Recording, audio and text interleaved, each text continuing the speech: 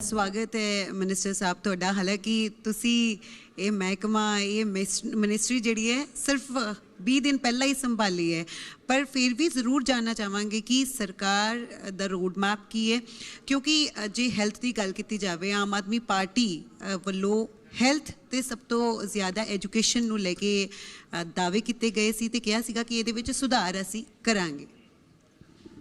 सब तो पहला मैं जी पंजाब हरियाणा हिमाचल का धन्यवाद करदा और ये नाल ही धन्यवाद करदा क्योंकि नीतिका साडे शहर की कुड़ी है, साडी बेटी है, इहदा भी धन्यवाद।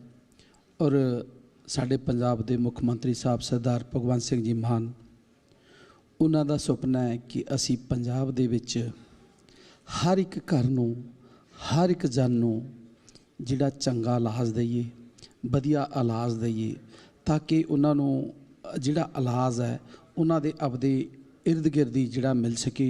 सो उहदे संदर्भ दे विच साडे मुख मंत्री साहब पंजाब भगवंत मान जी और साडे दिल्ली दे सीएम अरविंद केजरीवाल जी का सुपना है कि असी चंगियां सेहत सहूलतां और चंगी जिहड़ी एजुकेशन है वो साडी प्रायोरिटी है। सुपनिਆਂ ਨੂੰ पूरा करन दा सफ़र शुरू हो गया।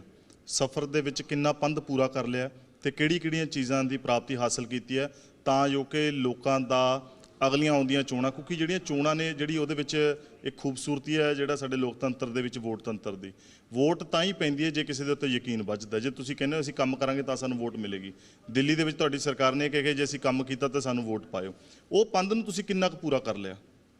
ਦੇਖੋ ਮਹਿਜ਼ ਹਜੇ ਮੈਨੂੰ 20 ਦਿਨ ਹੋਇਆ ਜਿਹੜਾ ਹੈਲਥ ਦਾ ਵਿਭਾਗ ਸਾਹਮਣੇ ਨੂੰ, ਔਰ ਮੈਨੂੰ ਕਹਿਣ ਦੀ ਲੋੜ नहीं, ਤੁਸੀਂ ਆਪ ਹੀ ਦੇਖਿਆ ਹੋਣਾ क्योंकि पहला मंत्री है जिहड़ा शहर शहर जिहड़ा हॉस्पिटल जाके खुद आप उत्थे की कमियां ने, कि उत्थे लोड़ है, कि साजो समान की लोड़ है। वो पहला मंत्री है जिहड़ा हर एक खूंजा हर एक चीज़ खुद आप जाके, ये नहीं है ऑफिस च बैठ के। कल भी मेरे लवे कुछ सज्जन आए सी, वो डिजिटल पिक्चर दिखा रहे सी कि आ इदां महा नहीं, असी आवांगे उत्थे देखांगे, क्योंकि अज तक सिर्फ ऑफिस दे विच बैठ के जिहड़ा हैगा सारा हैगा देखा जाता सी।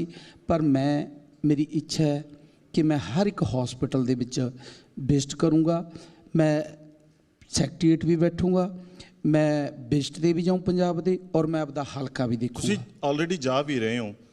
ਪੰਜਾਬ ਦੀ ਸਿਹਤ ਨੂੰ ਕਿੱਥੇ ਖੜਾ ਵੇਖਦੇ ਹੋ ਇਹਨਾਂ ਦਿਨਾਂ ਦੇ ਵਿੱਚ ਜਿੰਨੇ ਤੋਂ ਤੁਸੀਂ ਵਿਭਾਗ ਸੰਭਾਲੇ? देखो जिन्ना सानू पिछलियां सरकारां ने दिता है वो ना मात्र है, क्योंकि जे उन्होंने कुछ किया होंदा तां साडे जिहड़े सूबे दे मुख मंत्री आ जां आगू साहबान ने उन्हां नूं विदेशां च जां किते बाहर जाके इलाज कराउण दी जरूरत नहीं सी पैंदी।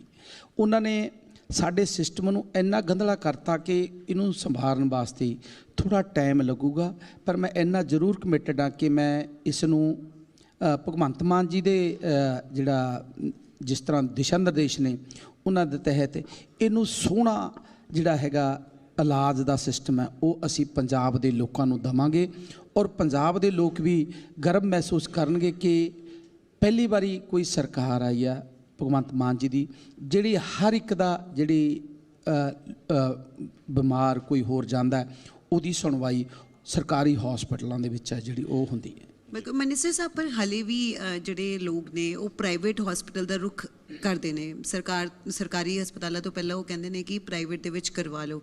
इस दे नाल ही कोई मैडिकल पॉलिसी की जे गल की जाए कदों तक वो पूरी तरह तैयार हो जाएगी? क्योंकि जे तुसी किसी स्टेट नूं चंगी तरह चलाउणा है कहते हैं कि उत्थे दी मैडिकल पॉलिसी जिहड़ी वो स्ट्रोंग होनी चाहिए। देखो क्योंकि पिछले समय जिहड़ियां सरकारां रहियां ने उन्होंने सिर्फ अपने जेबां भरन तक ही ख्याल रखा। मिनिस्टर आउंदे रहे, उन्होंने किसी ने दवाई च घपला कर लिया, किसी ने सैनीटाइजर च घपला कर लिया, सिर्फ अपनियां जेबां भरन तक सीमित रखा। देखो महकमा इदां दा इह हर एक ही पैसे चक्की फिरदा है, साडा आ काम करा दो, पुट्ठे सद्धे काम कराउण वाली दुनिया पैसे चक्की फिरदी आ। सो अज मैं तुहाडे चैनल जरिए भी कहना चाहुंदा, मेरे लवे कोई भी इदां दा ना खटकूगा ना खटके, जिहड़ा प्रोसीजर है वो फॉलो करके ही सारा कुछ होगा। सीधा जिवें पहला मिनिस्टरां दे थ्रू हुंदा रहा कि इन्ने पैसे लै लो साडा काम करा दो, इदां दा कुछ भी नहीं होगा। कोई चाहे अरबां रुपया लैके आ जाए, साडी इक्को ही ਇੱਛਾ ਹੈ ਕਿ ਅਸੀਂ ਪੰਜਾਬ ਦੇ ਲੋਕਾਂ ਦਾ ਜਿਹੜਾ ਇਲਾਜ ਹੈ ਉਹ 'ਚ ਸੁਧਾਰ ਕਰ ਸਕੀਏ, ਕਿਉਂਕਿ ਸਰਕਾਰੀ ਹਸਪਤਾਲਾਂ ਦੇ ਵਿੱਚ ਉਹ ਲੋਕ ਜਾਂਦੇ ਆ ਜਿਨ੍ਹਾਂ ਦਾ ਪ੍ਰਾਈਵੇਟ ਹਸਪਤਾਲਾਂ 'ਚ ਹੱਥ ਨਹੀਂ ਪੈਂਦਾ, ਜਿਨ੍ਹਾਂ ਦੀ ਪਾਕਟ ਅਲਾਉ ਨਹੀਂ ਕਰਦੀ। ਸੋ ਕਿਉਂ ਨਾ ਫਿਰ ਅਸੀਂ ਉਹਨਾਂ ਲੋਕਾਂ ਨੂੰ ਇਲਾਜ ਕਰਾ ਕੇ ਜਿਹੜਾ ਚੰਗਾ ਇਲਾਜ, ਵਧੀਆ ਇਲਾਜ, ਜਿਨ੍ਹਾਂ ਦਾ ਭਰੋਸਾ ਸਭ ਤੋਂ ਪਹਿਲਿਆਂ 'ਚ ਅਸੀਂ ਪੰਜਾਬ ਦੇ ਲੋਕਾਂ ਦਾ ਭਰੋਸਾ ਜਿੱਤਣਾ ਕਿ ਸਰਕਾਰੀ ਹਸਪਤਾਲਾਂ 'ਚ ਵੀ ਪ੍ਰਾਈਵੇਟ ਹਸਪਤਾਲਾਂ ਤੋਂ ਵਧੀਆ ਜਿਹੜਾ ਇਲਾਜ ਹੈ ਉਹ ਹੋ ਸਕਦਾ। ਉਹ ਸਾਡੀ ਪ੍ਰਾਇਓਰਟੀ ਹੈ, ਉਹ ਅਸੀਂ ਕਰਕੇ ਵੀ ਦਿਖਾਵਾਂਗੇ। ਉਹ 'ਚ ਸਾਨੂੰ ਚਾਹੇ ਡਾਕਟਰ ਹੋਰ ਭਰਤੀ ਕਰਨੇ ਪੈਣ ਜਾਂ ਜੋ ਵੀ ਕਰਨਾ ਪਵੇ, ਮੈਡੀਸਨ ਵੀ ਸਾਰੀ ਦਾ ਪੂਰਾ ਸਾਡੀ ਕਮਿਟਡ ਆ ਸੀ। ਮਾਜ਼ਰਤ ਚਾਹੁੰਦਾ ਤੁਹਾਨੂੰ ਰੋਕ ਰਿਹਾ, ਤੁਸੀਂ ਕਹਿੰਦੇ ਭਰਤੀ ਕਰਨੀ ਪਊਗੀ, ਉਹਦੇ ਵਿੱਚ ਵੀ ਬਹੁਤ ਵੱਡੀ ਇੱਕ ਊਣਤਾ ਹੀ ਹੈ। ਉਹ ਹੁਣ ਕਿਉਂ ਹੈ ਉਹ ਤਾਂ ਤੁਸੀਂ ਵੇਖਣਾ, ਤੁਹਾਡੇ ਕੋਲ ਵਿਭਾਗ ਹੈ। ਜਦੋਂ ਵੀ ਕਦੇ ਡਾਕਟਰਾਂ ਦੀਆਂ ਅਸਾਮੀਆਂ ਨਿਕਲਦੀਆਂ, ਹੋਰ ਜਿੰਨੀਆਂ ਅਸਾਮੀਆਂ ਨਿਕਲਦੀਆਂ ਨੇ ਉਹਦੇ ਉੱਤੇ ਕਈ ਗੁਣਾ ਵੱਧ ਲੱਖ ਉਹਦੇ ਉੱਤੇ ਲੋਕ ਜਿਹੜੇ ਆਉਂਦੇ ਆ ਉੱਥੇ ਅਸਾਮੀ ਭਰਨ ਦੇ ਲਈ, ਪਰ ਡਾਕਟਰ ਕਦੇ ਪੂਰੇ ਭਰਤੀ ਨਹੀਂ ਹੁੰਦੇ, ਉਹ ਹਮੇਸ਼ਾ ਘੱਟ ਹੀ ਰਹਿ ਜਾਂਦੇ ਆ।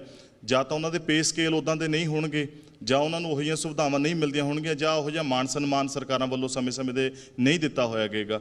ਹਾਲਾਂਕਿ ਹੁਣ ਵੀ 1200 ਡਾਕਟਰ ਪੰਜਾਬ ਦੇ ਵਿੱਚ ਘੱਟ ਹੈ। ਇੱਕ ਤਾਂ ਇਸ ਚੀਜ਼ ਨੂੰ ਤੁਸੀਂ ਕਿਵੇਂ ਦਰੁਸਤ ਕਰੋਗੇ? ਤੁਸੀਂ ਠੀਕ ਹੈ ਕੱਲ੍ਹ ਨੂੰ ਭਰਤੀ ਖੋਲ੍ਹ ਦਿਓ ਅਤੇ ਉਸ ਤੋਂ ਬਾਅਦ ਉਹਨਾਂ ਡਾਕਟਰ ਫਿਰ ਵੀ ਉੱਥੇ ਨਾ ਆਉਣ। ਅਗਲੀ ਗੱਲ, ਰੈਫਰ ਕਲਚਰ ਨੂੰ ਖਤਮ ਕਰਨ ਲਈ ਡਾਕਟਰਾਂ ਦੀ ਭਰਤੀ ਜ਼ਰੂਰੀ ਹੈ। ਸਮਾਣੇ ਬੰਦਾ ਇਲਾਜ ਕਰਾਉਣ ਗਿਆ ਸਰਕਾਰੀ ਹਸਪਤਾਲ 'ਚ, ਰਜਿੰਦਰਾ ਹਸਪੀਟਲ ਪਟਿਆਲੇ ਲੈ ਜਾਓ, ਰਜਿੰਦਰਾ ਹਸਪੀਟਲ ਗਿਆ ਕਹਿੰਦੇ PGI ਲੈ ਜਾਓ। ਇਕਵਿਪਮੈਂਟਸ ਬਹੁਤ ਜ਼ਰੂਰੀ ਨੇ ਜਿਹੜੇ ਕਿ ਉੱਥੇ ਹੈ ਹੀ ਨਹੀਂ। ਦੇਖੋ, ਬਿਲਕੁਲ ਦਰੁਸਤ ਗੱਲ ਹੈ। ਹੁਣ ਜੇ ਅਸੀਂ ਸੋਚੀਏ ਕਿ ਡਾਕਟਰ ਕੋਈ 5-6 ਮਹੀਨਿਆਂ 'ਚ ਤਾਂ ਬਣ ਨਹੀਂ ਜਾਂਦੇ, ਡਾਕਟਰ ਬਣਨ ਵਾਸਤੇ ਸਾਲਾਂ ਬੱਧੀ ਸਮਾਂ ਲੱਗਦਾ ਹੈ। ਸੋ ਬੱਚੇ ਸਾਡੇ ਡਾਕਟਰ ਬਣਨਾ ਚਾਹੁੰਦੇ ਨੇ, ਉਹਨਾਂ ਦਾ ਮਨ ਹੈ ਕਿ ਅਸੀਂ ਡਾਕਟਰ ਬਣੀਏ, ਪਰ ਸਟੱਡੀ ਇੰਨੀ ਮਹਿੰਗੀ ਹੈ ਕਿ ਉਹ ਇੱਥੇ ਕਰ ਨਹੀਂ ਸਕਦੇ। ਉਹਨਾਂ ਨੂੰ ਵਿਦੇਸ਼ਾਂ ਵੱਲ ਭੱਜਣਾ ਪੈਂਦਾ। ਕੋਈ ਯੂਕਰੇਨ ਵਗ ਗਿਆ, ਕੋਈ ਰਸ਼ੀਆ ਵਗ ਗਿਆ, ਕੋਈ ਚਾਈਨਾ ਵਗ ਗਿਆ, ਕਿਉਂਕਿ ਇੱਥੇ ਇੰਨਾ ਮਹਿੰਗਾ ਹੈ। ਕੋਈ ਜਿਹੜਾ 2-2.5 ਕਰੋੜ ਰੁਪਈਆ ਲਾਊਗਾ, ਉਹ ਫਿਰ ਅਗਲਾ ਕਿੱਥੇ ਕਹਿੰਦਾ ਵੀ ਮੈਂ ਸਰਕਾਰੀ ਹਸਪੀਟਲ 'ਚ ਜੋਬ ਕਰਾਂ। ਉਹ ਵੀ ਅਸੀਂ ਪੈਸੇ ਇੰਨੇ ਲਾਏ ਨੇ, ਅਸੀਂ ਬਾਹਰ ਇਲਾਜ ਕਰਾਈਏ। ਪਰ ਸਾਡੀ ਕੋਸ਼ਿਸ਼ ਹੈ ਕਿ ਅਸੀਂ ਆਪਦੇ ਬੱਚਿਆਂ ਨੂੰ ਵਿਦੇਸ਼ਾਂ 'ਚ ਧੱਕੇ ਨਹੀਂ ਖਾਣ ਦੇਣਾ। ਇੱਥੇ ਫਿਰ ਨੀਤਿਕਾ ਹੋਣਾ ਦਾ ਸਵਾਲ ਵਾਜਬ ਹੈ। ਜਿਹੜੀ ਪਾਲਿਸੀ ਹੈ, ਪਾਲਿਸੀ ਇਹੀ ਚੀਜ਼ ਤੈਅ ਕਰਦੀ ਹੈ। ਬੰਦਾ ਜਦੋਂ ਫਿਰ ਪ੍ਰਾਈਵੇਟ ਬੰਦੇ ਕੋਲ ਜਾਂਦਾ ਹੈ, ਉਹ ਵੀ ਜਿਹੜੇ ਪ੍ਰਾਈਵੇਟ ਵਾਲਿਆਂ ਨੇ ਨਜਾਇਜ਼ ਜਿਹੜੇ ਰੇਟ ਵਧਾ ਰੱਖੇ ਹੈ, ਦਵਾਈ ਵੀ ਉੱਥੋਂ ਲੈਣੀ। ਇੱਕ ਵੱਡੀ ਗੱਲ ਹੈ ਕਿ ਸ਼ਾਇਦ ਤੁਹਾਡੀ ਗਵਰਨਮੈਂਟ ਦੇ ਵਿੱਚ ਇਹ ਕਿਸੇ ਨੇ ਜ਼ਿਕਰ ਕੀਤਾ ਸੀ, ਗਵਰਨਮੈਂਟ ਫਾਰਮ ਹੋਣ ਤੋਂ ਪਹਿਲਾਂ, ਕਿ ਦਵਾਈ ਦਾ ਨਾਮ ਨਾ ਲਿਖਿਆ ਜਾਵੇ, ਸਾਲਟ ਲਿਖਿਆ ਜਾਵੇ। ਕਿਉਂਕਿ ਜਦੋਂ ਪਾਰਟੀਕੂਲਰਿਟੀ ਹੁੰਦੀ ਹੈ ਕਿ ਨਹੀਂ ਇਹੀ ਲੈਣੀ ਹੈ, ਇੱਥੋਂ ਹੀ ਲੈਣੀ ਹੈ, ਉਹਨਾਂ ਚੀਜ਼ਾਂ ਨੂੰ ਵੀ ਘਟਾਉਣਾ ਮੈਨੂੰ ਲੱਗਦਾ ਤੁਹਾਡੀ ਸਰਕਾਰ ਦਾ ਵੱਡਾ ਇੱਕ ਜ਼ਿੰਮੇਵਾਰੀ ਹੋਏਗੀ। ਤਾਂ ਹੀ ਸ਼ਾਇਦ ਮੈਨੂੰ ਲੱਗਦਾ ਕਿ ਜਿਹੜਾ ਨਿੱਜੀਕਰਨ ਵੱਲ ਲੋਕਾਂ ਦਾ ਰੁਝਾਨ ਹੈ ਔਰ ਜਿਹੜੀ ਉੱਥੇ ਹੁੰਦੀ ਲੁੱਟ ਆ ਉਹ ਤੋਂ ਬਚਾਅ ਹੋ ਸਕਦਾ। ਬਿਲਕੁਲ, ਇਹਦੇ ਵਿੱਚ ਨਵਜੋਤ ਜੀ ਨੇ ਬਹੁਤ ਵਧੀਆ ਗੱਲ ਇਹ ਵੀ ਕਹੀ ਕਿ ਇਕਵਿਪਮੈਂਟਸ ਤਾਂ ਬਹੁਤ ਕਮੀ ਹੈ ਹੀ, ਪਰ ਟੈਸਟ ਜਿਹੜੇ ਨੇ ਉਹ ਪ੍ਰਾਈਵੇਟ ਹਸਪੀਟਲਸ 'ਚ ਬਹੁਤ ਮਹਿੰਗੇ ਨੇ, ਕਿਉਂਕਿ ਸਰਕਾਰੀ ਹਸਪਤਾਲਾਂ ਦੇ ਵਿੱਚ ਉਹ ਟੈਸਟ ਹੋ ਨਹੀਂ ਪਾਉਂਦੇ। ਬਿਲਕੁਲ ਦਰੁਸਤ ਹੈ। ਪਿਛਲੇ ਦਿਨੀ ਮੇਰੇ ਲਈ ਵੀ ਕੁਛ ਜਿਹੜੇ ਹੈਗੇ ਆ ਇਹਦੇ ਨਾਲ ਸੰਬੰਧਿਤ, ਮੈਡੀਕਲ ਲਾਈਨ ਨਾਲ ਸੰਬੰਧਿਤ ਕੁਛ ਸੱਜਣ ਆਏ ਸੀ। ਮੈਂ ਉਹਨਾਂ ਨੂੰ ਰਿਕੁਐਸਟ ਵੀ ਕੀਤੀ ਹੈ ਕਿ ਜਿਹੜੇ ਪ੍ਰਾਈਵੇਟ ਲੈਬਸ ਨੇ ਉਹਨਾਂ ਦੇ ਵਿੱਚ ਜਿਹੜੇ ਟੈਸਟ ਕਰਨ ਦਾ ਰੇਟ ਹੈ ਉਹ ਬਹੁਤ ਹਾਈ ਹੈ। ਸੋ ਉਹਨਾਂ ਨੂੰ ਮੈਂ ਬੇਨਤੀ ਕੀਤੀ ਸੀ ਕਿ ਅਸੀਂ ਕੋਈ ਇੱਥੋਂ ਕੋਈ ਇਹ ਨਾ ਸੋਚੀਏ ਵੀ ਹਰ ਇੱਕ ਚੀਜ਼ 'ਚੋਂ ਅਸੀਂ ਵਪਾਰ ਕਰੀਏ। ਉਹਨਾਂ ਵਪਾਰ ਵੀ ਕਰੀਏ ਆਪਾਂ, ਪਰ ਇਹ ਨਾ ਕਰੀਏ ਵੀ ਲੋਕਾਂ ਦਾ ਨੁਕਸਾਨ ਹੋਵੇ। ਵੀ ਜਿਹੜੇ ਆਪਣਾ ਟੈਸਟ ਨੇ, CT ਸਕੈਨ ਹੈ, ਅਲਟਰਾਸਾਊਂਡ ਹੈ ਜਾਂ ਹੋਰ ਹੈ, ਉਹਨਾਂ ਦੇ ਰੇਟ ਨੇ ਜਿਹੜੇ ਉਹ ਘਟਾ ਕੇ, ਸਾਡੀ ਕੋਸ਼ਿਸ਼ ਹੈ ਵੀ ਅਸੀਂ ਜਲਦੀ ਹਰ ਇੱਕ ਲੈਬ ਦੇ ਬਾਹਰ ਜਿਹੜਾ ਡਿਸਪਲੇ ਕਰਾਵਾਂਗੇ ਰੇਟ ਲਿਸਟ, ਤਾਂ ਕਿ ਕਿਸੇ ਨੂੰ ਕੋਈ ਭੁਲੇਖਾ ਨਾ ਰਹੇ, ਕਿਸੇ ਨਾਲ ਕੋਈ ਚੀਟਿੰਗ ਵੀ ਨਾ ਹੋ ਸਕੇ ਕਿ ਬਾਹਰ ਸਾਨੂੰ ਕੁਛ ਦੱਸਿਆ, ਅੰਦਰ ਕੁਛ ਹੈ। ਜੋ ਰੇਟ ਲਿਸਟ ਹੋ ਉਹੀ ਉਹਨਾਂ ਤੋਂ ਪੈਸੇ ਨੇ ਜਿਹੜੇ ਉਹ ਲਏ ਜਾਣ। ਤੁਸੀਂ ਲੱਗਦਾ ਕਰ ਦੋਗੇ? ਯੂਨੀਅਨ ਬਹੁਤ ਤਕੜੀ ਹੈ ਥਰੂ ਆਊਟ ਇੰਡੀਆ, ਡਾਕਟਰਸ ਦੀ ਬਹੁਤ ਤਕੜੀ, ਪ੍ਰਾਈਵੇਟ ਡਾਕਟਰ ਦੀ ਬਹੁਤ ਯੂਨੀਅਨ ਹੈ। ਤੁਹਾਨੂੰ ਲੱਗਦਾ ਵੀ ਇੰਨਾ ਸੌਖਾ ਤੁਸੀਂ ਇਹ ਚੀਜ਼ਾਂ ਤੈਅ ਕਰ ਸਕੋਗੇ? ਕਦੇ ਵੀ ਜਿਹੜਾ 50 ਰੁਪਏ ਦਾ ਐਕਸਰੇ ਆ ਜਾਂ CT ਸਕੈਨ ਆ, ਉਹ ਬਾਹਰ 250, 500, 1000 ਤੱਕ ਵੀ ਹੁੰਦਾ। ਕਦੇ ਵੀ ਕਿਸੇ ਨੂੰ ਵੀ ਨਿਰਾਸ਼ ਨਹੀਂ ਹੋਣਾ ਚਾਹੀਦਾ। ਇਹ ਜ਼ਿੰਦਗੀ ਸੰਘਰਸ਼ ਹੈ, ਇਹ ਸੰਘਰਸ਼ ਲੜਦੇ ਰਹਿਣਾ ਚਾਹੀਦਾ। ਸਾਡਾ ਸੰਘਰਸ਼ ਜਾਰੀ ਹੈ। ਕਦੇ ਵੀ ਤੁਸੀਂ ਇੱਕ ਚੀਜ਼ ਹਮੇਸ਼ਾ ਮਨ 'ਚ ਰੱਖੋ, ਪੈਸਾ ਤਾਂ ਬਹੁਤ ਕਮਾ ਲਾਂਗੇ ਆਪਾਂ, ਪਰ ਜੋ ਇਨਸਾਨ ਸਮਾਜ ਨੂੰ ਕੁਝ ਨਹੀਂ ਦੇ ਕੇ ਗਿਆ ਉਹਨੂੰ ਕਦੇ ਯਾਦ ਨਹੀਂ ਰੱਖਿਆ ਇਹ ਜਾਊਗਾ। ਪੰਜਾਬੀ ਤਾਂ ਪਹਿਲਾਂ ਹੀ ਸੰਘਰਸ਼ ਕਰਦੇ ਹਾਂਜੀ, ਆ ਰਹੇ, ਨਹੀਂ, ਜੇ ਇਹ ਵੀ 5 ਸਾਲ ਸੰਘਰਸ਼ ਚ ਲੰਘੇ ਆਸਾਂ ਟੁੱਟ ਜਾਣਗੀਆਂ। ਨਹੀਂ, ਅਸੀਂ ਸੰਘਰਸ਼ ਇਹ ਨਹੀਂ ਹੈ ਵੀ ਅਸੀਂ ਫਿਰ ਸਾਰਾ ਉਹਨਾਂ ਤੇ ਡਿਪੈਂਡੈਂਟ ਰਹਾਂਗੇ। ਅਸੀਂ ਆਪ ਕਰਕੇ ਦੇਵਾਂਗੇ ਆਪਣੇ ਹਸਪੀਟਲਾਂ 'ਚ, ਸਾਰਾ ਕੁਝ ਕਰਾਂਗੇ। ਬਸ ਸਾਨੂੰ ਇਹ ਹੈ ਥੋੜ੍ਹੇ ਮੌਕੇ ਦੀ ਲੋੜ ਹੈ। ਜਦੋਂ ਇਹੀ ਅਸੀਂ 4 ਸਾਲ ਜਾਂ 4.5 ਸਾਲ ਬਾਅਦ ਬੈਠਾਂਗੇ, ਤੁਸੀਂ ਖੁਦ ਆਪਦੇ ਮੂੰਹੋਂ ਜਦ ਕਹੋਗੇ ਕਿ ਹਾਂ ਬਾਕੀ ਚੇਂਜ ਆਇਆ, ਤਾਂ ਸਾਨੂੰ ਉਦੋਂ ਖੁਸ਼ੀ ਹੋਊਗੀ। ਅਸੀਂ ਰੋਜ਼ ਦਾ ਸਾਡਾ ਡੇ ਬਾਈ ਡੇ ਹੈ ਜਿਹੜੀ ਇੰਪਰੂਵਮੈਂਟ ਅਸੀਂ ਕਰ ਰਹੇ ਹਾਂ ਔਰ ਕਰਾਂਗੇ ਵੀ। ਇਹਦੇ ਵਿੱਚ ਮੈਂ ਇੱਕ ਹੋਰ ਤੁਹਾਡੇ ਚੈਨਲ ਦੇ ਜ਼ਰੀਏ ਸਾਰੇ ਪੰਜਾਬ ਦੇ ਕੀ ਸਾਰੇ ਦੇਸ਼ ਦੇ ਲੋਕਾਂ ਨੂੰ ਇੱਕ ਬੇਨਤੀ ਕਰਨੀ ਚਾਹੁੰਦਾ। ਇਹ ਜਿਹੜੇ ਸਰਕਾਰੀ ਹਸਪੀਟਲ ਨੇ, ਇਹ ਨਾ ਸਮਝਣ ਵੀ ਇਹ ਸਰਕਾਰ ਦੇ ਨੇ, ਇਹ ਉਹਨਾਂ ਦੇ ਆਪਦੇ ਨੇ।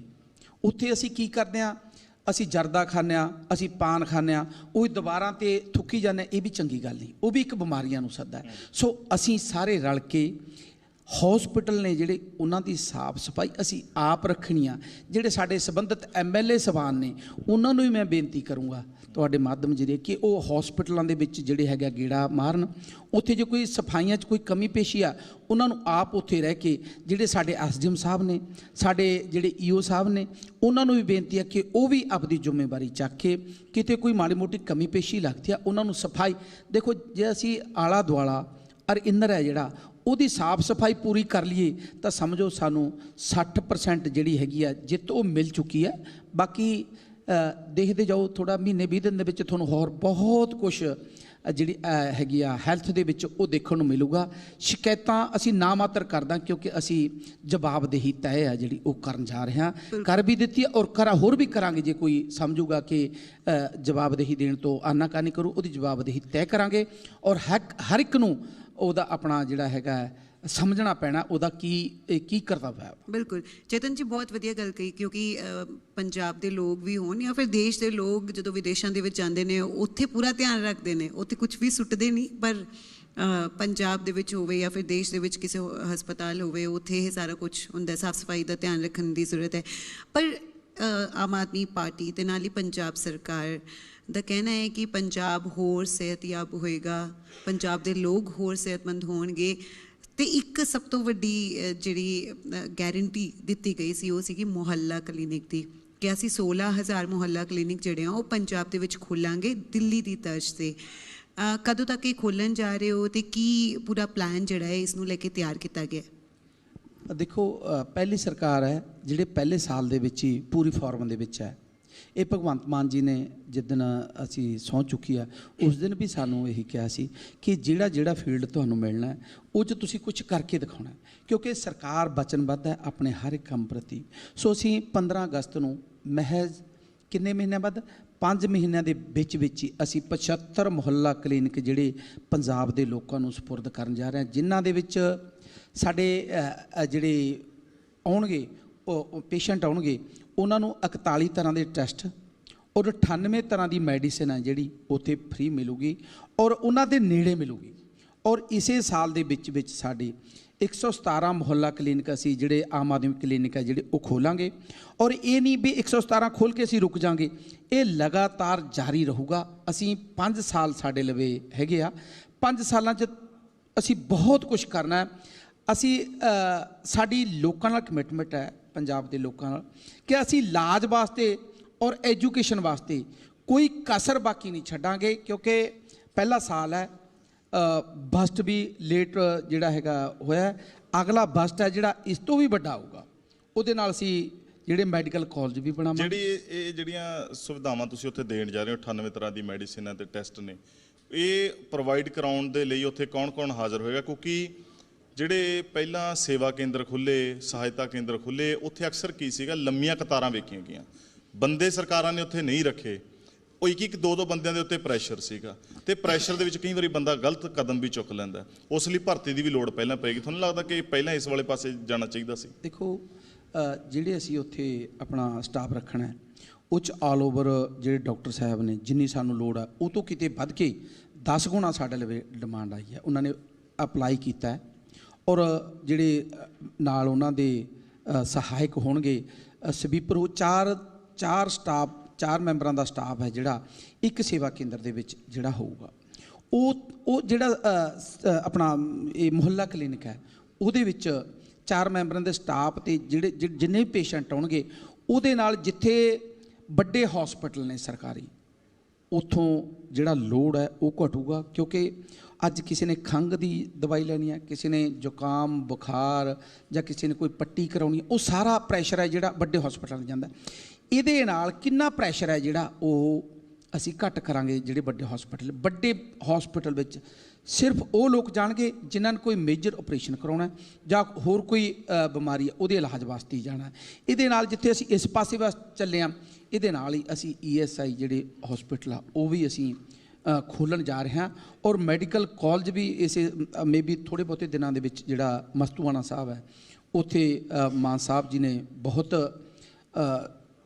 ਫਾਸਟ ਜਿਹੜਾ ਚੱਲ ਕੇ ਉਹ ਜਲਦੀ ਉਹਦੀ ਜਿਹੜਾ ਹੈਗਾ ਇਨੋਗ੍ਰੇਸ਼ਨ ਹੋ ਜਾਣੀ, ਸ਼ੁਰੂ ਹੋ ਜਾਣਾ, ਉਹਦਾ ਜਿਹੜਾ ਨੀਂਹ ਪੱਥਰ ਉਹ ਰੱਖ ਦਿੱਤਾ ਜਾਣਾ।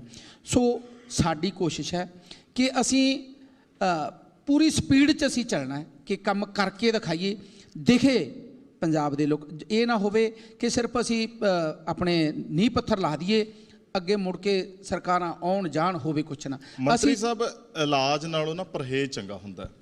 ਤੁਸੀਂ ਕੋਈ ਨੀਤੀ ਲਿਆਉਣ ਜਾ ਰਹੇ ਹੋ ਜਾਂ ਲਿਆਉਣੀ ਹੈ ਜਾਂ ਨਹੀਂ ਲਿਆਉਣੀ, ਉਹ ਗੱਲ ਜੁਦਾ ਹੈ। ਛੋਟਾ ਮੂੰਹ ਵੱਡੀ ਗੱਲ ਹੋ ਸਕਦੀ ਹੈ, ਮੰਨਣੀ ਨਾ ਮੰਨਣੀ ਤੁਹਾਡੇ ਹੈ, ਕਿਉਂਕਿ ਤੁਹਾਡੀ ਸਰਕਾਰ ਹੁਣ ਤਾਂ ਤੁਹਾਡੀ ਚੱਲਣੀ ਹੈ ਤੇ ਤੁਹਾਡੀ ਮੰਨਣੀ ਹੈ। ਕੋਈ ਜਿਸ ਤਰੀਕੇ ਨਾਲ ਹੈਲਪਲਾਈਨ ਨੰਬਰ ਹੋਰ ਜਾਰੀ ਕੀਤੇ ਹੈ, ਸਿਹਤ ਨੂੰ ਲੈ ਕੇ ਕੋਈ ਪੰਜਾਬ ਸਰਕਾਰ ਹੈਲਪਲਾਈਨ ਨੰਬਰ ਜਾਰੀ ਕਰਨ ਬਾਰੇ ਸੋਚ ਸਕਦੀ ਹੈ?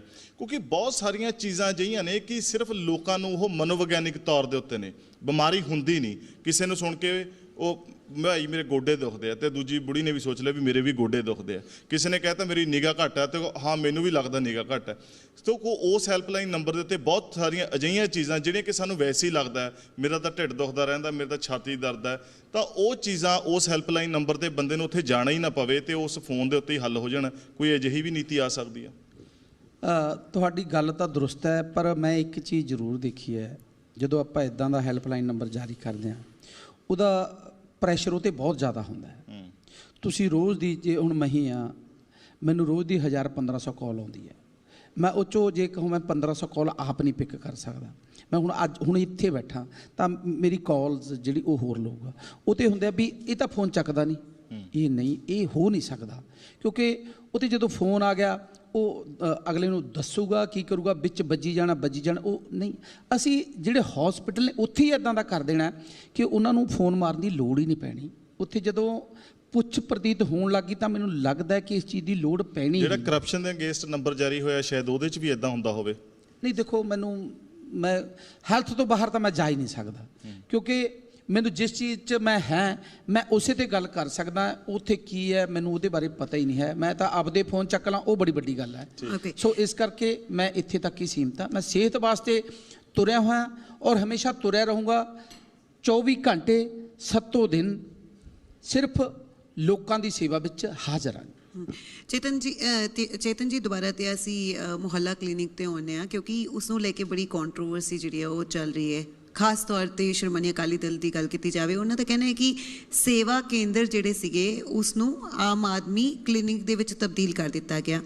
ਕਿਉਂ ਇਹਦਾ ਨਾਂ ਆਮ ਆਦਮੀ ਕਲੀਨਿਕ ਰੱਖਿਆ ਗਿਆ ਜਦਕਿ ਮੁਹੱਲਾ ਕਲੀਨਿਕ ਖੋਲ੍ਹਣ ਦੀ ਗੱਲ ਕਹੀ ਗਈ ਸੀ? ਉਹਨਾਂ ਦਾ ਕਹਿਣਾ ਹੈ ਕਿ ਇਹ ਪਾਰਟੀ ਜਿਹੜੀ ਹੈ ਆਪਣਾ ਪ੍ਰਚਾਰ ਜਿਹੜਾ ਹੈ ਕਰਨ ਦੀ ਕੋਸ਼ਿਸ਼ ਕਰ ਰਹੀ ਹੈ। ਸਭ ਤੋਂ ਪਹਿਲੇ ਤਾਂ ਮੈਂ ਕਹਿਣਾ ਚਾਹੂੰਗਾ ਸ਼ਾਇਦ ਜੇ ਕਿਤੇ ਉਹਨਾਂ ਨੇ ਚੰਗੇ ਕੰਮ ਕੀਤੇ ਹੁੰਦੇ ਤਾਂ ਨਾ ਆਮ ਆਦਮੀ ਕਲੀਨਿਕ ਖੋਲ੍ਹਣ ਦੀ ਲੋੜ ਪੈਣੀ ਸੀ। ਜੇ ਕਿਤੇ ਚੰਗੇ ਹਸਪੀਟਲਾਂ 'ਚ ਇਲਾਜ ਮਿਲਦਾ ਹੁੰਦਾ ਸ਼ਾਇਦ ਅਸੀਂ ਵੀ ਨਾ ਹੁੰਦੇ, ਸ਼ਾਇਦ ਚੇਤਨ ਸਿੰਘ ਜੌੜਾ ਮਾਜਰਾ ਹੈਲਥ ਮਿਨਿਸਟਰ ਨਾ ਹੁੰਦਾ, ਕਿਉਂਕਿ ਮੈਂ ਡਾਕਟਰ ਨਹੀਂ ਹੈਗਾ। ਇਸ ਕਰਕੇ ਉਹਨਾਂ ਨੂੰ ਜੇ ਨੀਤ ਹੁੰਦੀ, ਉਹਨਾਂ ਦੀ ਨੀਤ ਹੈ ਨਹੀਂ ਸੀ ਕੰਮ ਕਰਨ ਦੀ। ਉਹਨਾਂ ਦਾ ਤੁਸੀਂ ਕਿਸੇ ਨੂੰ ਵੀ ਲੈ ਲਓ ਜਿਹੜਾ ਇੱਕ ਵਾਰੀ MLA ਬਣ ਗਿਆ, ਉਹਨਾਂ ਨੇ ਪੁਸਤਾਂ ਦੀਆਂ ਰੋਟੀਆਂ ਸੇਕੀਆਂ ਨੇ, ਪੁਸਤਾਂ ਦੀਆਂ ਪੈਸਾ ਬਣਾਇਆ ਕਿ ਮੁੜ ਕੇ ਅਸੀਂ ਬਣਾਂਗੇ, ਪਤਾ ਨਹੀਂ ਬਣਾਂਗੇ। ਸੋ ਚਾਹੇ ਆਮ ਆਦਮੀ ਕਲੀਨਿਕ ਰੱਖ ਲਓ, ਚਾਹੇ ਮੁਹੱਲਾ ਕਲੀਨਿਕ ਰੱਖ ਲਓ, ਕਰਨਾ ਤਾਂ ਅਸੀਂ ਇਲਾਜ ਹੀ ਹੈ। ਉੱਥੇ ਅਸੀਂ ਕਿਹੜਾ ਕੋਈ ਸੈਂਟਰ ਖੋਲ੍ਹਣ ਲੱਗਿਆ। ਸੋ ਇਹਦੇ ਨਾਲ ਕੋਈ ਫਰਕ ਨਹੀਂ ਪੈਂਦਾ। ਸਾਡਾ ਮਤਲਬ ਤਾਂ ਲੋਕਾਂ ਨੂੰ ਇਲਾਜ ਦੇਣਾ, ਚਾਹੇ ਮੁਹੱਲਾ ਕਲੀਨਿਕ ਖੋਲ੍ਹਣ ਦੇ ਚਾਹੇ ਆਮ ਆਦਮੀ ਕਲੀਨਿਕ। ਇਹਦੇ ਨਾਲ ਕੋਈ ਫਰਕ ਤਾਂ ਬਹੁਤਾ ਪੈਣ ਵਾਲਾ ਨਹੀਂ ਹੈ, ਸਗੋਂ ਆਸਾਨੀ ਹੁੰਦੀ ਹੈ ਕਿ ਅਸੀਂ ਆਮ ਆਦਮੀ ਕਲੀਨਿਕ ਜਾਣਾ। ਸੋ ਕੋਈ ਉਹ ਉਹਨਾਂ ਨੇ ਬੋਲਣਾ ਹੀ ਹੈ, ਤੁਸੀਂ ਕਿਉਂਕਿ ਇਹਨਾਂ ਗੱਲਾਂ ਉਹਨਾਂ ਦਾ- ਦੇ ਹੱਥੋਂ ਜਿਹੜਾ ਵੇਲਾ ਹੈ ਨਾ ਉਹ ਗਵਾ ਚੁੱਕੇ ਨੇ। ਹੁਣ ਉਹ ਤਲਾਸ਼ਦੇ ਫਿਰਦੇ ਨੇ ਵੀ ਅਸੀਂ ਕਿਵੇਂ ਦੁਬਾਰਾ, ਹੁਣ ਮੁਸ਼ਕਲ ਹੈ ਕਿਉਂਕਿ ਹੁਣ ਆਮ ਲੋਕ ਜਾਗ ਚੁੱਕੇ ਨੇ, ਉਹਨਾਂ ਦੇ ਕਿ ਪਹਿਲਾਂ ਕੋਈ ਤੀਜਾ ਬੰਦਾ ਹੈ ਨਹੀਂ ਸੀ, ਹੁਣ ਮੁਸ਼ਕਲ ਹੈ। ਮੰਤਰੀ ਸਾਹਿਬ, ਇਹ ਗੱਲ ਦਾ ਜ਼ਿਕਰ ਤੁਸੀਂ ਪ੍ਰੈਸ ਕਾਨਫਰੰਸ 'ਚ ਵੀ ਕਰ ਰਹੇ ਸੀਗੇ, ਮੈਂ ਮੰਤਰੀ ਨਾ ਬਣਦਾ, ਸਾਡੀ ਸਰਕਾਰ ਨਾ ਬਣਦੀ। ਚੇਂਜ ਹੈ, ਆਉਣਾ ਹੀ ਆਉਣਾ, ਸਮੇਂ ਦੇ ਨਾਲ ਤਬਦੀਲੀ ਆਉਣੀ ਆਉਣੀ ਹੈ। ਹਰ ਵਾਦ ਤੋਂ ਬਾਅਦ ਇੱਕ ਨਵਾਂ ਵਾਦ ਆਇਆ, ਉਦਾਰਵਾਦ, ਪੂੰਜੀਵਾਦ, ਸਮਾਜਵਾਦ, ਚੱਲਦਾ ਰਹਿੰਦਾ ਸਿਸਟਮ। ਇਸ ਤੋਂ ਪਹਿਲਾਂ ਤਾਂ ਉਹੀ ਰਿਪੀਟ ਕਰ ਰਹੇ ਸੀਗੇ, ਸਿਸਟਮ ਤਾਂ ਉਹਨਾਂ ਦਾ ਹੀ ਬਣਾਇਆ ਹੋਇਆ। ਅਸੀਂ ਇਹਨਾਂ ਚੀਜ਼ਾਂ ਤੋਂ ਇਨਕਾਰੀ ਨਹੀਂ ਹੋ ਸਕਦੇ ਕਿ ਬਹੁਤੇ ਲੋਕ ਅਕਸਰ ਕਹਿ ਦਿੰਦੇ ਉਹਨਾਂ ਨੇ ਕੀ ਕੀਤਾ ਨਹੀਂ ਕੀਤਾ, ਬਹੁਤ ਕੁਝ ਤਾਂ ਕੀਤਾ ਹੀ ਹੈ ਨਾ। ਆਮ ਆਦਮੀ ਪਾਰਟੀ ਕਿ ਇਹੋ ਜਿਹਾ ਕਿਹੜਾ ਨਵਾਂ ਕੀਰਤੀਮਾਨ ਸਥਾਪਿਤ ਕਰੇਗੀ, ਕਿਉਂਕਿ ਹੁਣ ਚੱਲ ਤਾਂ ਤੁਸੀਂ ਵੀ ਉਸੇ ਸਿਸਟਮ 'ਚ ਹੀ ਰਹੇ ਹੋ। ਅਜਿਹਾ ਕਿਵੇਂ ਸਿਸਟਮ ਬਦਲਣ ਜਾ ਰਹੇ ਹੋ, ਅਜਿਹਾ ਕੀ ਤੁਹਾਡੇ ਕੋਲ ਡਰਾਫਟ ਹੈ ਕਿ ਅਗਲੀਆਂ ਆਉਣ ਵਾਲੀਆਂ ਸਰਕਾਰਾਂ ਉਹ ਇਸ ਪੰਧ ਤੇ ਚੱਲਣ ਲਈ ਮਜਬੂਰ ਹੋ ਜਾਣ? ਸਭ ਤੋਂ ਪਹਿਲੀਆਂ 'ਚ ਸਾਨੂੰ ਲੋਕਾਂ ਦੇ ਪ੍ਰਤੀ ਜਵਾਬਦੇਹ ਹੋਣਾ ਬਹੁਤ ਜ਼ਰੂਰੀ। ਸਾਡਾ ਪਹਿਲਾਂ ਅਸੀਂ ਕੀ ਦੇਖਿਆ, ਸਾਡੇ ਜਿਹੜੇ ਐਮਐਲਏ ਮੰਤਰੀ ਸਾਹਿਬਾਨ ਬਣੇ 4.5 ਸਾਲ ਉਹ ਮੁੜ ਕੇ ਕਿਸੇ ਦੀ ਸੁਣਵਾਈ ਨਹੀਂ ਕਰਦੇ। ਕੋਈ ਆ ਗਿਆ ਮੰਤਰੀ ਜੀ ਹੈ ਨਹੀਂ, ਕੋਈ ਵਗ ਗਿਆ ਮੰਤਰੀ ਜੀ ਹੈ ਨਹੀਂ। ਤੁਸੀਂ ਜਦੋਂ ਮਰਜ਼ੀ ਪੰਜਾਬ ਭਵਨ ਆ ਜਾਓ, ਮੈਂ 9 ਵਜੇ ਤੁਹਾਨੂੰ 1 ਨੰਬਰ ਕਮਰੇ ਦੇ ਵਿੱਚ ਮਿਲੂੰਗਾ, ਔਰ ਜੇ ਉੱਥੇ ਨਹੀਂ ਹੈਗਾ ਤਾਂ ਸੈਕਟਰੀਏਟ ਮਿਲੂੰਗਾ। ਕਿਉਂਕਿ ਜੇ ਮੈਨੂੰ ਲੋਕਾਂ ਨੇ ਬਣਾਇਆ ਤਾਂ ਮੇਰਾ ਫਰਜ਼ ਬਣਦਾ ਹੈ ਲੋਕਾਂ ਦੀ ਗੱਲ ਸੁਣਦਾ। ਸਾਡੇ ਜਿੰਨੇ ਮੰਤਰੀ ਨੇ ਸਾਰੇ ਤੁਸੀਂ ਦੇਖੋ, ਹਰ ਇੱਕ ਮਿਲ ਰਿਹਾ। ਕੋਈ ਪਰਸੋਂ ਦੀ ਗੱਲ ਹੈ ਜੀ, ਮੈਂ ਕਿਹਾ 200-250 ਲੋਕ ਸੀ ਜਿਹੜੇ ਮਿਲਣਾ ਚਾਹੁੰਦੇ ਸੀ। ਉਹ ਪਾਸ ਬਣਦੇ ਟਾਈਮ ਲੱਗਣਾ ਸੀ। ਮੈਂ ਉਹਨਾਂ ਨੂੰ ਵੀ ਕਿਹਾ ਵੀ ਤੁਸੀਂ ਗਰਮੀ 'ਚ ਤੰਗ ਨਾ ਹੋਵੋ, ਮੈਂ ਤੁਹਾਡੇ ਲਵੇ ਆ ਜਾਣਾ। ਮੈਂ ਉੱਥੋਂ ਜਾ ਕੇ ਉਹਨਾਂ ਤੋਂ ਜਿਹੜੀ ਗੱਲਬਾਤ ਸੀ ਉੱਥੇ ਸੁਣ ਲਈ। ਕੋਈ ਮੰਤਰੀ ਵਾਲੀ ਗੱਲ ਤਾਂ ਹੈ ਨਹੀਂ ਸਾਡੇ 'ਚ। ਮੈਂ ਉਹੀ ਕਹਿਣਾ ਵੀ ਅਸੀਂ ਉਹ ਲੋਕ ਹਾਂ ਜਿਹੜੇ ਧਰਤੀ ਨਾਲ ਜੁੜੇ ਹੋਇਆ। ਸਾਨੂੰ ਤਾਂ ਇਹੀ ਨਹੀਂ ਪਤਾ ਲੱਗ ਰਿਹਾ ਵੀ ਮੰਤਰੀ ਬਣ ਕੇ ਫਰਕ ਕੀ ਪੈਂਦਾ, ਜਿਹੜੇ ਲੋਕ ਇੰਨੇ ਬਦਲ ਜਾਂਦੇ ਨੇ। ਸ਼ਾਇਦ ਤੁਹਾਨੂੰ ਮੇਰੀ ਗੱਲ ਦਾ ਗੁੱਸਾ ਵੀ ਲੱਗ ਸਕਦਾ, ਗਿਲਾ ਵੀ ਲੱਗ ਸਕਦਾ। ਤੁਸੀਂ ਕਹਿੰਦੇ ਸੀ ਸਾਡੀ ਤਾਂ ਸਿਰਫ ਕਲਮ ਚੱਲੂਗੀ। ਪੁਰਾਣੀਆਂ ਸਰਕਾਰਾਂ ਦੇ ਵਿੱਚ ਡਾਂਗਾ ਚੱਲੀਆਂ ਨੇ ਤੇ ਇਸ 'ਚ ਵੀ ਚੱਲ ਰਹੀਆਂ ਨੇ, ਤਸਵੀਰਾਂ ਲੁਕੀਆਂ ਨਹੀਂ ਰਹਿ ਸਕਦੀਆਂ। ਦੇਖੋ, ਮਹਿਜ 4-5 ਮਹੀਨਿਆਂ 'ਚ ਜੇ ਅਸੀਂ ਕਹੀਏ ਵੀ ਕਿਉਂਕਿ ਪੰਜਾਬ ਦੇ ਲੋਕਾਂ ਨੂੰ ਉਮੀਦਾਂ ਬਹੁਤ ਨੇ, ਉਮੀਦਾਂ ਕਰਕੇ ਹਰ ਇੱਕ ਦੀ ਕੋਸ਼ਿਸ਼ ਹੈ ਕਿ ਅਸੀਂ ਜਲਦੀ ਕਰਕੇ ਆ ਵੀ ਕਰ ਲਈਏ। ਜੇ ਸਾਡੇ ਤੋਂ ਉਮੀਦ ਨਾ ਹੁੰਦੀ ਤਾਂ ਇੰਨੀ ਕਾਹਲ ਨਾ ਕਰਦੇ।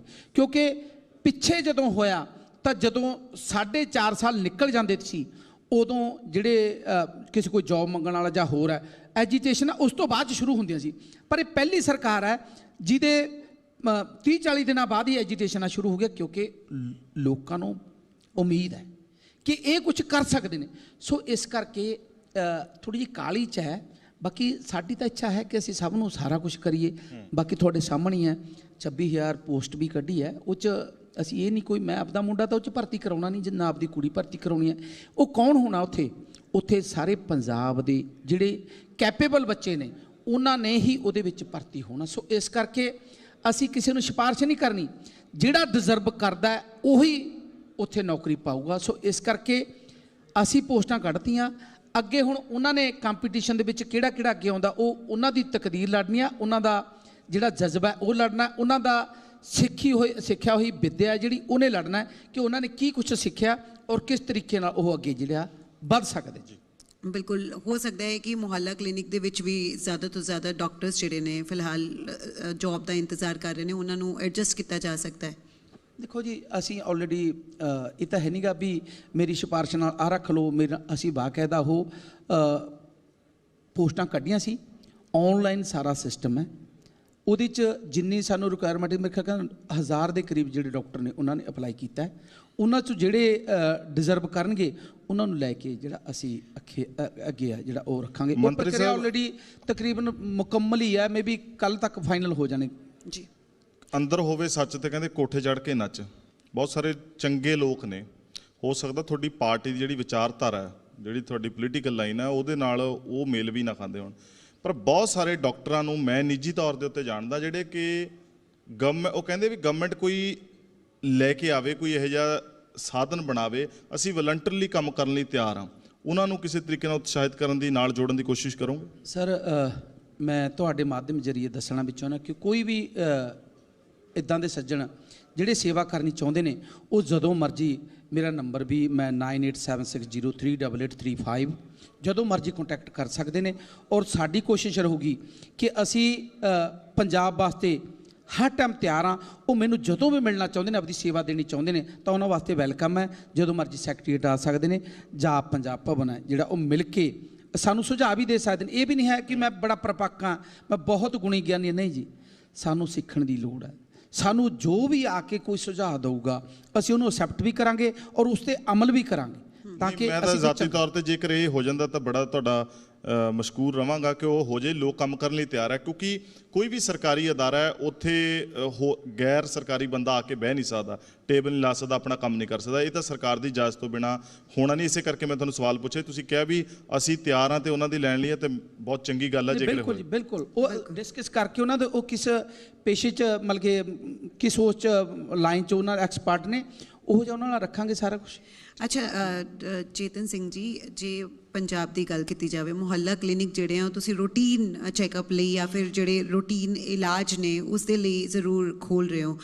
ਵੱਡੇ ਹਸਪਤਾਲਾਂ ਦੀ ਗੱਲ ਕੀਤੀ ਜਾਵੇ, ਸਰਕਾਰੀ ਹਸਪਤਾਲਾਂ ਦੀ, ਕੀ ਕੋਈ ਨਵੇਂ ਹਸਪਤਾਲ ਜਿਹੜੇ ਆ ਉਹ ਖੋਲ੍ਹੇ ਜਾਣਗੇ? ਤੁਸੀਂ ਕਿਉਂਕਿ ਹੁਣ ਅਲੱਗ-ਅਲੱਗ ਥਾਵਾਂ ਦਾ ਦੌਰਾ ਕਰ ਰਹੇ ਹੋ, ਲੱਗਦਾ ਹੈ ਕਿ ਪੰਜਾਬ 'ਚ ਕੋਈ ਅਜਿਹੀ ਥਾਂ ਵੀ ਹੈ ਜਿਹੜੀ ਹਲੇ ਵੀ ਜਿੱਥੇ ਲੋਕ ਜਿਹੜੇ ਨੇ ਵੱਡੇ ਹਸਪਤਾਲ ਲਈ ਤਰਸ ਰਹੇ ਨੇ? ਕਿਉਂਕਿ ਪੰਜਾਬ ਦੀ ਗੱਲ ਕੀਤੀ ਜਾਵੇ ਤਾਂ ਜਦੋਂ ਵੀ ਕੋਈ ਬਿਮਾਰ ਹੁੰਦਾ ਹੈ ਸਭ ਤੋਂ ਪਹਿਲਾਂ ਇਹ ਕਹਿੰਦੇ ਨੇ ਕਿ ਰਜਿੰਦਰਾ ਹਸਪਤਾਲ ਲੈ ਜਾਓ, ਨਹੀਂ ਤਾਂ ਤੁਸੀਂ ਐਂ ਕਰੋ PGI ਲੈ ਜਾਓ ਸਿੱਧਾ। ਹਾਲੇ ਵੀ ਪੰਜਾਬ ਦੇ ਜ਼ਿਆਦਾਤਰ ਜਿਹੜੇ ਪੇਸ਼ੈਂਟਸ ਨੇ ਉਹ ਚੰਡੀਗੜ੍ਹ ਦੇ ਹਸਪਤਾਲਾਂ 'ਤੇ ਡਿਪੈਂਡ ਨੇ, ਚਾਹੇ ਉਹ ਸੈਕਟਰ 32 ਦਾ ਹਸਪਤਾਲ ਹੋਵੇ, 16 ਦਾ ਹੋਵੇ ਜਾਂ ਫਿਰ PGI ਹੋਵੇ।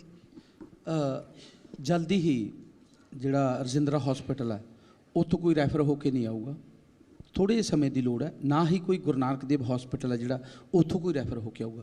ਉੱਥੇ ਜਿਹੜੇ ਵੀ ਡਾਕਟਰਾਂ ਦੀ ਲੋੜ ਹੋਊਗੀ ਉਹ ਅਸੀਂ ਰੱਖਾਂਗੇ, ਚਾਹੇ ਨਿਊਰੋ ਦਾ ਹੋਵੇ, ਹੋਰ ਜਿਹੜੇ ਵੀ ਹੋਣਗੇ, ਕਿਉਂਕਿ ਜ਼ਿਆਦਾਤਰ ਕੇਸ ਨੇ ਜਿਹੜੇ ਐਕਸੀਡੈਂਟ ਕੇਸ ਆਉਂਦੇ ਨੇ, ਜਿਹਦੇ 'ਚ ਉਹ ਫਿਰ ਸਿੱਧਾ ਰੈਫਰ PGI ਹੋ ਜਾਂਦਾ। ਕਿਉਂਕਿ PGI ਦੇ ਵਿੱਚ ਅਸੀਂ ਜੇ ਜਾ ਕੇ ਦੇਖੀਏ ਬਹੁਤ ਜ਼ਿਆਦਾ ਪ੍ਰੈਸ਼ਰ ਹੈ, ਕਿਉਂ ਪੰਜਾਬ ਹੋ ਗਿਆ, ਹਿਮਾਚਲ ਹੋ ਗਿਆ, ਜੰਮੂ ਕਸ਼ਮੀਰ ਹੋ ਗਿਆ, ਹਰਿਆਣਾ ਹੋ ਗਿਆ, ਯੂਪੀ ਤੋਂ ਵੀ ਆਏ ਨੇ।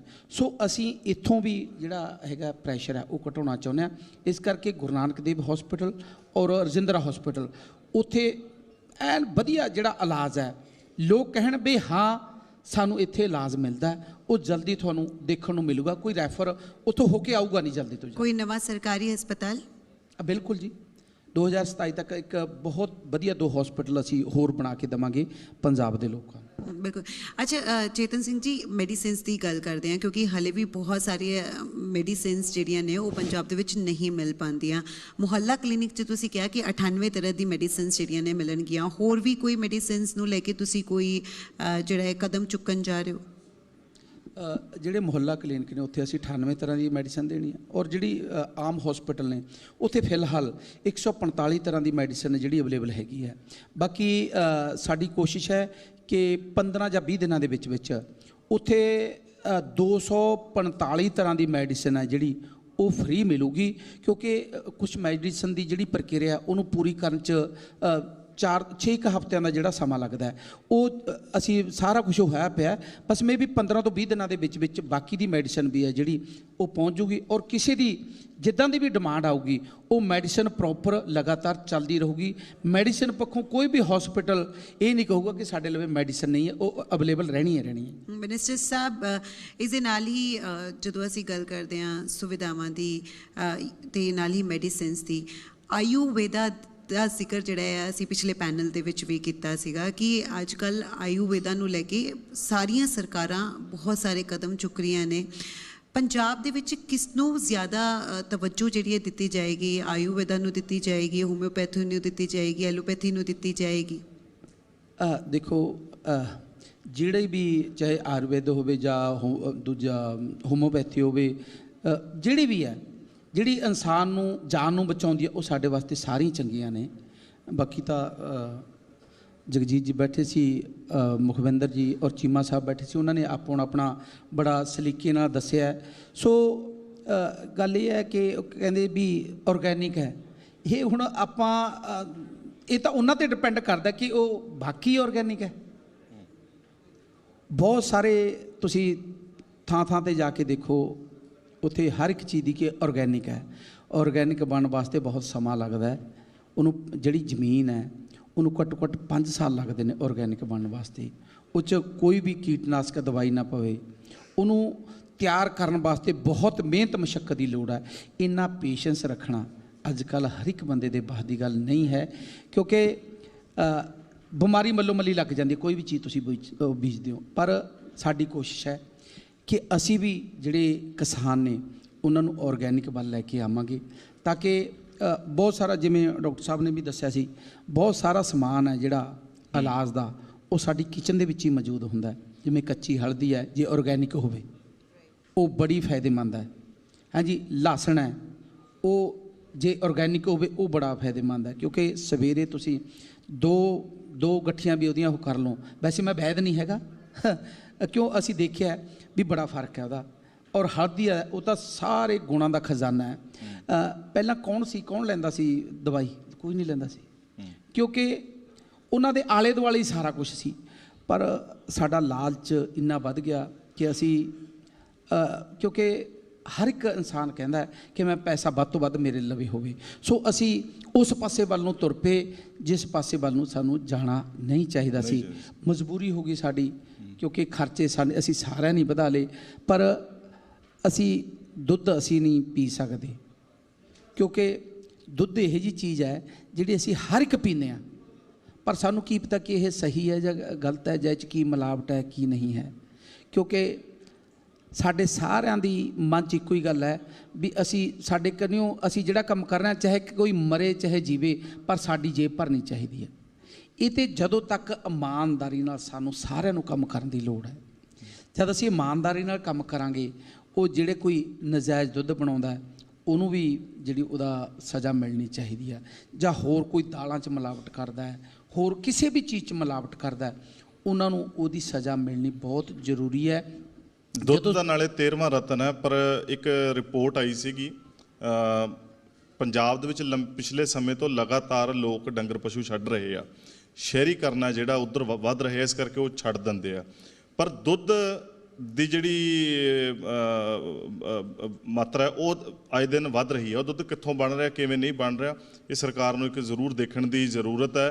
ਔਰ ਪਹਿਲਾਂ ਜਦੋਂ ਹਰ ਘਰ ਦੇ ਵਿੱਚ ਮਾਲ ਹੁੰਦਾ ਸੀ, ਹਰ ਘਰ ਦੇ ਵਿੱਚ ਮਾਲ ਡੰਗਰ ਹੁੰਦਾ ਸੀ, ਉਦੋਂ ਤਾਂ ਵੀ ਦੁੱਧ ਪੂਰਾ ਨਹੀਂ ਸੀ ਹੁੰਦਾ। ਕਿਸੇ ਨੇ ਵਿਆਹ ਸ਼ਾਦੀ ਕਰਨੀ ਆ, ਅੱਜ ਕਿਸੇ ਕੋਲ ਪਸ਼ੂ ਵੀ ਨਹੀਂ ਹੈ ਤੇ ਕਿਸੇ ਦੋਧੀ ਨੂੰ ਜਾ ਕੇ ਪੁੱਛ ਲਓ, ਕਹਿੰਦਾ ਸਵੇਰ ਤੋਂ ਮੇਰੇ ਤੋਂ ਇੰਨਾ ਲੈ ਲਓ। ਤੁਸੀਂ ਗੱਲ ਕੀਤੀ ਸੀ ਆਰਗੈਨਿਕ ਦੀ।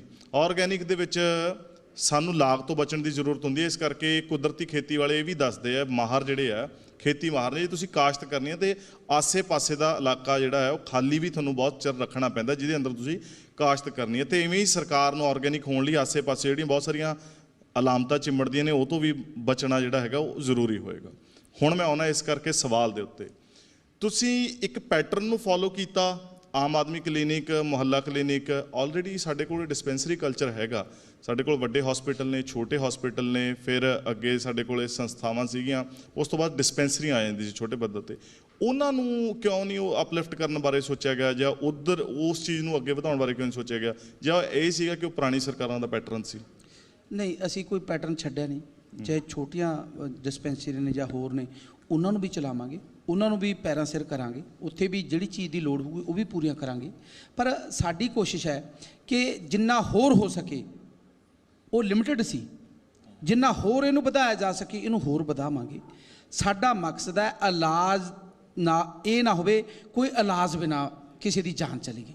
ਸਾਡਾ ਮਤਲਬ ਹੈ ਇਲਾਜ ਕਰੀਏ ਔਰ ਹਰ ਇੱਕ ਦੀ ਪਹੁੰਚ ਦੇ ਨੇੜੇ ਹੋਵੇ, ਉਹਨਾਂ ਨੂੰ ਦੂਰ ਦਰਾਡੇ ਭੱਜਣ ਦੀ ਲੋੜ ਨਾ ਹੋਵੇ। ਸੋ ਇਸ ਕਰਕੇ ਜਿਹੜੇ ਸਾਡੇ ਪੰਜਾਬ ਦੇ ਮੁੱਖ ਮੰਤਰੀ ਸਰਦਾਰ ਭਗਵੰਤ ਸਿੰਘ ਜੀ ਮਾਨ ਹੈ, ਉਹਨਾਂ ਦੀ ਇੱਛਾ ਹੈ ਕਿ ਅਸੀਂ ਇਲਾਜ ਲੋਕਾਂ ਦੀ ਪਹੁੰਚ 'ਚ ਰੱਖੀਏ, ਤਾਂ ਕਿ ਕੋਈ ਇਹ ਨਾ ਕਹੇ ਕਿ ਸਾਡਾ ਜਿਹੜਾ ਜੀ ਹੈ ਉਹ ਇਲਾਜ ਖੁਣੋਂ ਇਸ ਦੁਨੀਆ ਤੋਂ ਰੁਖਸਤ ਹੋ ਗਿਆ। ਸੋ ਸਾਡਾ ਮੇਨ ਮਕਸਦ ਇਹ। ਮਿਨਿਸਟਰ ਸਾਹਿਬ, ਪਰ ਚਾਹੇ ਤੁਸੀਂ ਕਹਿ ਰਹੇ ਹੋ ਡਿਸਪੈਂਸਰੀ ਜਿਹੜੀਆਂ ਨੇ ਉਹ ਉਸੇ ਤਰ੍ਹਾਂ ਚੱਲਣਗੀਆਂ, ਆਮ ਆਦਮੀ ਕਲੀਨਿਕ ਜਿਹੜੇ ਚੱਲਣਗੇ, ਪਰ ਤੁਹਾਨੂੰ ਲੱਗਦਾ ਹੈ ਕਿ ਕੋਵਿਡ ਜਿਹੀ ਮਹਾਮਾਰੀ ਜਦੋਂ ਆਈ, ਉਦੋਂ ਤੁਸੀਂ ਦਿੱਲੀ ਦੇ ਵਿੱਚ ਵੀ ਹਾਲਾਤ ਦੇਖੇ ਕਿ ਲੋਕ ਹਸਪਤਾਲਾਂ ਦਾ ਰੁਖ ਕਰ ਰਹੇ ਸੀਗੇ, ਪਰ ਡੈਥ ਰੇਟ ਜਿਹੜਾ ਬਹੁਤ ਜ਼ਿਆਦਾ ਸੀਗਾ। ਕੋਵਿਡ ਦੇ ਕੇਸਿਸ ਫੇਰ ਤੋਂ ਵੱਧ ਰਹੇ ਨੇ, ਕੀ ਤਿਆਰੀ ਹੈ ਸਰਕਾਰ ਦੀ? ਆਖਰੀ ਸਵਾਲ ਹੈ ਤੁਹਾਡੇ ਤੋਂ। ਇੱਕ ਤਾਂ ਸਾਨੂੰ ਕੋਵਿਡ ਦੇ ਨਾਲ ਹੀ ਜਿਉਣਾ ਪੈਣਾ। ਹੁਣ ਜੇ ਹੁਣ ਅਸੀਂ ਕਹੀਏ ਕੋਵਿਡ ਖਤਮ ਹੋ ਜਾਊਗਾ, ਇਹ ਖਤਮ ਨਹੀਂ ਹੋਣਾ, ਕਿਉਂਕਿ ਇਹਦੇ ਵਿੱਚੋਂ ਥੋੜ੍ਹੇ ਚਿਰ ਬਾਅਦ ਕੋਈ ਨਾ ਕੋਈ ਨਵੀਂ ਉਹ ਆ ਜਾਂਦੀ ਹੈ, ਕਦੇ ਡੈਲਟਾ ਆ ਗਿਆ, ਕਦੇ ਆ ਮੱਕੀ ਪਾਕਸ ਆ ਕੇ ਪਤਾ ਨਹੀਂ ਕੀ ਆਉਣਾ ਹੈ। ਸੋ ਸਾਨੂੰ ਅਸੀਂ ਪ੍ਰਪੇਅਰ ਹਾਂ ਇਸ ਵਾਸਤੇ, ਲੜਨ ਵਾਸਤੇ। ਸਾਨੂੰ ਵੈਸੇ ਪੰਜਾਬ 'ਚ ਐਡਾ ਕੋਈ ਬਹੁਤਾ ਉਹ ਨਹੀਂ ਹੈ, ਜੇ ਲੋੜ ਪਈ ਤਾਂ ਸਾਡੀਆਂ ਉਹਦੇ ਵਾਸਤੇ ਸਾਰੀਆਂ ਤਿਆਰੀਆਂ ਨੇ। ਪਰ ਅਸੀਂ ਜੇ ਮਨੋਂ ਕਹਿਣੇ ਆ, ਚਾਹੇ ਉਹ ਕਰੋਨਾ ਕੋਈ ਵੀ ਉਹਦਾ ਵੈਰੀਐਂਟ ਆਵੇ, ਮੈਨੂੰ ਨਹੀਂ ਲੱਗਦਾ ਵੀ ਕੋਈ ਉਹ ਸਾਡਾ ਕੁਛ। ਪਰ ਤੁਹਾਡੇ ਮਾਧਿਅਮ ਜਰੀਏ ਮੈਂ ਇੱਕ ਜ਼ਰੂਰ ਕਹਿਣਾ, ਇੱਕ ਤਾਂ ਜਿਨ੍ਹਾਂ ਨੇ ਡੋਜ਼ ਨਹੀਂ ਲਵਾਈ ਉਹ ਆਪਣੀਆਂ ਦੋਨੋਂ ਡੋਜ਼ ਲਵਾ ਕੇ, ਜਿਨ੍ਹਾਂ ਦੋਨੋਂ ਡੋਜ਼ ਲੱਗ ਗਈਆਂ ਉਹ ਜਿਹੜੀ ਬੂਸਟਰ ਡੋਜ਼ ਆ ਉਹ ਵੀ ਜ਼ਰੂਰ ਲਵਾ ਲੈਣ, ਤਾਂ ਕਿ ਅਸੀਂ ਆਪਦੇ ਵੱਲੋਂ ਜਿਹੜਾ ਹੈਗਾ ਪੂਰਾ ਤਿਆਰ ਰਹੀਏ। ਜੇ ਸਾਡਾ ਮਨ ਪੂਰਾ ਕਾਇਮ ਹੈ ਤਾਂ ਮੈਨੂੰ ਲੱਗਦਾ ਨਹੀਂ ਹੈ ਕਿ ਸਾਡਾ ਕੋਈ ਵੀ ਬਿਮਾਰੀ ਹੈ ਜਿਹੜੀ, ਕਿਉਂ ਮਨ ਦਾ ਕਾਇਮ ਹੋਣਾ ਬਹੁਤ ਜ਼ਰੂਰੀ ਹੈ। ਜੇ ਮਨ ਕਾਇਮ ਨਹੀਂ ਹੈ ਵੀ ਮੈਨੂੰ ਕਰੋਨਾ ਹੋ ਗਿਆ, ਉਹਦਾ ਨੇਚਰਲੀ ਹੈ ਉਹ ਜੀ ਜ਼ਹਿਰ ਬਣ ਜਾਂਦੀ ਹੈ ਜਿਹੋ ਜੀ ਤੁਸੀਂ ਸੋਚਣ ਲੱਗ ਜਾਓ। ਸੋ ਇਸ ਕਰਕੇ ਸਾਨੂੰ ਪੂਰਾ ਤਿਆਰ ਰਹਿਣਾ ਚਾਹੀਦਾ ਵੀ ਜੇ ਕੋਈ ਵੀ ਇੱਦਾਂ ਦੀ ਆਉਂਦੀ ਹੈ ਤਾਂ ਸਾਨੂੰ ਕੁਝ ਨਹੀਂ ਹੁੰਦਾ। ਬਾਕੀ ਸਾਡੀ ਸਰਕਾਰ ਵੱਲੋਂ ਸਾਰਾ ਕੁਝ ਰੈਡੀ ਹੈ, ਕੋਈ ਇੱਦਾਂ ਦੀ ਗੱਲ ਨਹੀਂ। ਬਿਲਕੁਲ, ਬਹੁਤ ਬਹੁਤ ਧੰਨਵਾਦ ਮਿਨਿਸਟਰ ਸਾਹਿਬ। ਤੇ ਕਿਉਂਕਿ ਮਹਿਜ਼ 20 ਦਿਨ ਹੋਏ ਨੇ ਤੁਸੀਂ ਇਹ ਮਹਿਕਮਾ ਸੰਭਾਲਿਆ, ਇਹ ਮਿਨਿਸਟਰੀ ਸੰਭਾਲੀ ਹੈ, ਤੇ ਬਹੁਤ ਜ਼ਿਆਦਾ ਉਮੀਦਾਂ ਜਿਹੜੀਆਂ ਨੇ ਪੰਜਾਬ ਦੇ ਲੋਕਾਂ ਨੂੰ ਸਾਨੂੰ ਤੁਹਾਡੇ ਤੋਂ ਨੇ।